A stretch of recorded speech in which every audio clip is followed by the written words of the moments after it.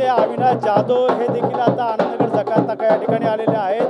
पाहू शकतो मोठ्या संख्येने वाजत गाजत या ठिकाणी मराठीसाठी एकत्र आलेले आहेत। पाहायला गेलं तर दोन्ही बंधू एकत्र अनेक या ठिकाणी बॅनरबाजी लावण्यात आली होती। मात्र पाहायला गेलं तर आता स्वतः या ठिकाणी अविनाश जाधव हे आलेले आहेत आणि या ठिकाणी आता जल्लोषाचं वातावरण दिसून येत आहे।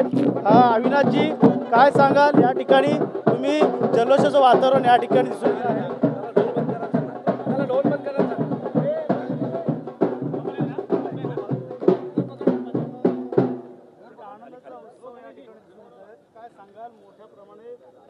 खरं तर आजचा उत्सव हा प्रत्येक मराठी माणसासाठी आनंदाचाच असेल।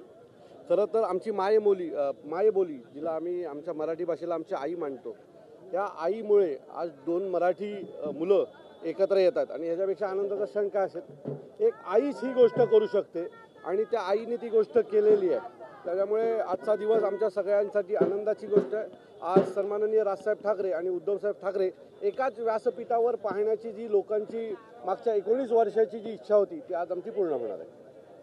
नक्कीच हिंदी सक्तीवरनं कुठंतरी या सरकारने जी आर मागे घेतला। या अगोदर तुम्ही मोर्चाचं स्वरूप देणार होतं आजच्या तारखेला, मात्र आता कुठं विजय मेळावा सुरू होतोय, दोन्ही एकत्र कार्यकर्ते दिसून येतात।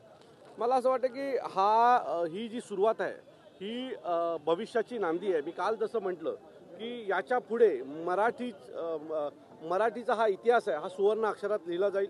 हे दोघं भाऊ मिळून महाराष्ट्राला एका उंचीवर घेऊन जातील आणि मराठी माणसाला तेव्हा त्याचा असलेला मान सन्मान या महाराष्ट्रात मिळवून देतील। राष्ट्रवादी शरदचंद्र पवारच्या प्रतिनिधींनी या ठिकाणी तुम्हाला पाठिंबा दिलेला आहे, काँग्रेसने देखील या ठिकाणी आता मेळाव्यामध्ये येणं सांगितलं। मला असं वाटतं की ज्यांनी आम्हाला पाठिंबा दिला, ज्यांनी हिंदी सक्तीच्या विरोधात आमच्यासोबत उभे राहिलेले आहेत, त्या सगळ्यांचे आम्ही मनापासून आभार मानू आणि खात्रीने सांगू की या सगळ्यांसमोर सोबत भविष्यात आम्ही उभे राहू।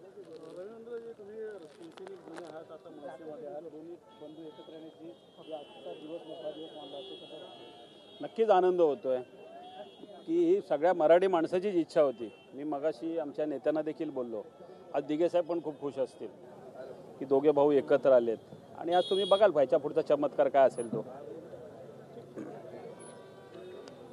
हा विजय कुणाचा?